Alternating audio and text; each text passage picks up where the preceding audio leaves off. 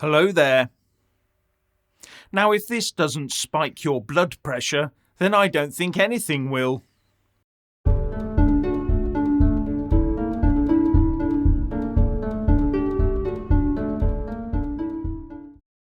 Now, if you haven't already done so, please do subscribe and then like and comment below.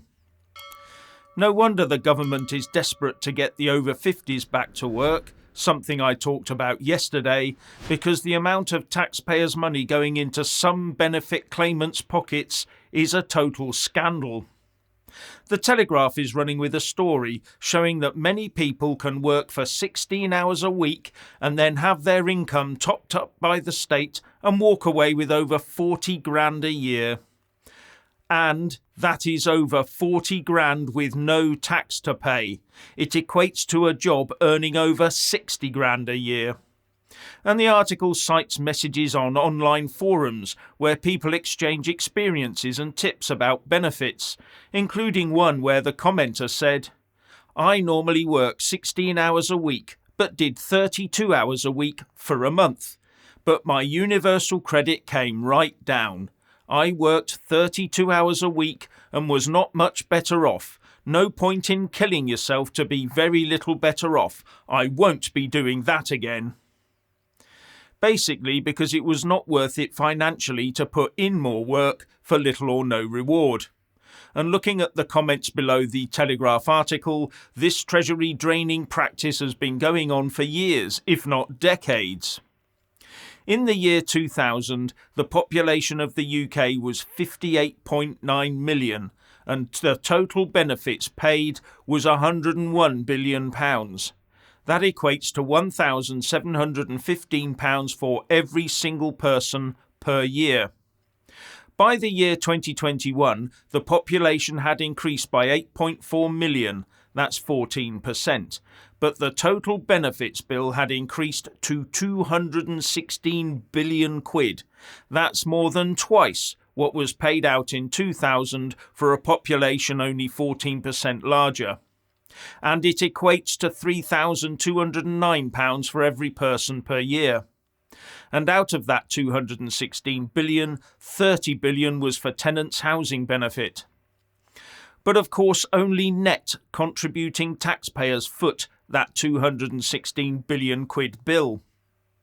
But before you explode, I'll bring you down to earth, and the next bit will really surprise you. Because when you factor in inflation over that period, which was 99%, that £101 billion in the year 2000 equates directly to 200 billion in 2021, lower than the 2021's actual 216 billion. So it looks like the benefits bill has gone up in real terms, but when you factor in the increased population size, it equates to 229 billion in 2021, which is actually higher than the 216 billion that was paid out. Also, the basic state pension that now makes up about half the benefits bill increased by 110% per pensioner compared to the 99% inflation rate. Not only that, the total paid out on the state pension between 2000 and 2021 increased by 170%, from 38.75 billion to 104.52 billion. So the state pension in 2000 was 38% of the total benefits bill, but by 2021 had risen to 48% of the total. And I've seen some say that this is actually nearer 55%. Now, I got these figures off of various places around the web, where some use calendar years and others use the financial year, so they should only be looked at as general indicators. So there's a lot more to this than meets the eye. But those figures, when accounting for inflation and population increase, did surprise me, because it shows the benefits bill isn't as big in real terms as it was 20 years ago, and more goes to state pensioners and not as much goes to other claimants. Now, there are people who need help during their lives, But it appears to me from what I've seen today that for far too many this has become a lifestyle choice backed by the state and by the Department for Works and Pensions. And with the benefits bill going down in real terms, we should be worried that people who do deserve help are being pushed aside by some who milk the system. And I wonder by how much the unemployment statistics are skewed by all of this. Now, the Telegraph says that it understands there is deep concern about this particular case in the Treasury.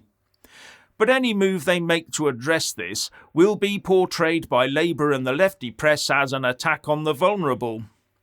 But as far as I can see from the figures being bandied about here for 16 hours of work, it's the taxpayer that is the vulnerable one, and it's the taxpayer that needs protection from those involved in what is actually taking more than they deserve. Maybe if we did sort that out, we'd have more for the deserving cases. And no wonder we have so much difficulty balancing the books. No wonder we have such a large productivity problem. So no wonder the taxpayer has to be hit so hard for the next few years to keep this gravy train on the tracks for the few.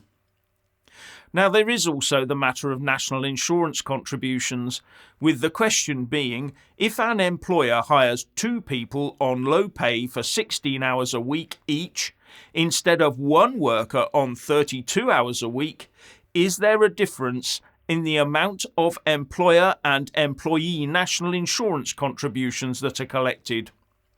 If there is, then one way to help address that is to make employers pay their part of the NICs based on the gross pay of the company instead of it being based on each individual worker's pay.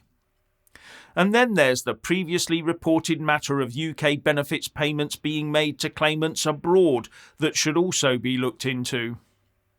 The Telegraph also says that MPs have approached the Treasury with their concerns over this 16 hours a week work issue. But if it's been going on for years, then they will already know all about it. Therefore, I doubt there's any real appetite among the civil service mandarins to do much about it. As lefties, they are probably more than happy to splurge the money about as a form of wealth redistribution from rich to poor, rather than looking after taxpayers' money. But at the moment, all the hard workers, strivers and entrepreneurs are going to be hit by a succession of effective tax increases due to inflation and freezing of various tax thresholds.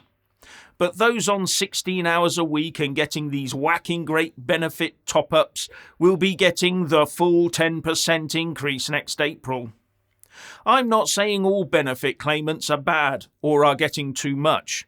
What I am saying is that whoever put the system in place, and whenever it started, the current government is sat on a system that actively discourages people from working and also actively encourages people to take the taxpayer for a long and expensive ride.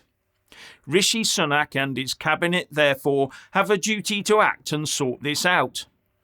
But then they would also have to take a proper and serious look at all that money that got lost during the pandemic, wouldn't they? And that might bite too close to home for them, maybe. And maybe they're thinking that it's better to let 2 sleeping dogs lie rather than being forced to wake them both up. And finally, when subscribing, please don't forget to press that little bell and also select the all option, or you won't get any notifications when I publish a new video.